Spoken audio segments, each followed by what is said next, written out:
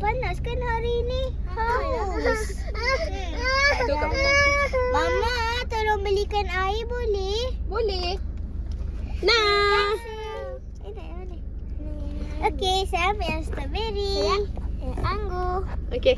Okey. Duduk. Cuma rasa. Mama pun tak pernah rasa. Tadi Mama nampak kat kedai tu. Comel sangat. Mama pun belilah untuk awak berdua. Okey, dia kita dulu. Oh, dia boleh buka macam tu. Sampai bila tu nak buka? Tak tahu. Rasa.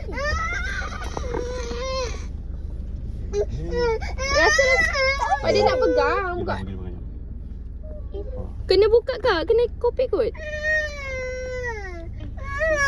So kakak papa buka. Papa buka. Boleh. Dia buka sana. Oh. Buka. Mana sangat? Okey, jom kita minum guys. Apa dia kata dah tumpah? Macam mana? Dia nak pegang. Ya, tidak. Buat sikit lah. Buat sikit. Okey. Papa bagi adik. Dah mengarut. Okey. Adik pun dah dapat. Adik pun dapat. Kejap. Sabar. Tu papa bagi. Tu. Nah.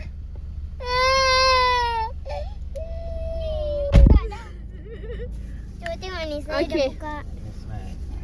Manis, tapi mama rasa dia manis sangat ya. Cuba adik rasa. Sedap tak? So saya dah buka. Dia Dia buat light pun okey tak payah buat manis sangat. Sudah dia rasa yogurt. Dia rasa macam apple ni. Dia rasa macam yogurt je guys. Tisu pa. Yang ni rasa apple. Yogurt. Tisu. Tisu pasta pa. Dia ada perisa nanas, anggur, strawberry je. Ada lagi satu warna biru tapi saya tak ingat. Blueberry. Oh, blueberry. Kawan. Dia nak tutup, dia nak lap muka apa? Nak lap mata dia tadi. Lepas tu tertumpah airnya. Alamak. Ni. Sedap ke dik? Mana nak tangan? Sedap? Ada nak kena tanya Madiha. Sedap ke Madiha? Ya Allah Madiha ni apa lah? Adik minum. Adik macam mana adik? Macam mana?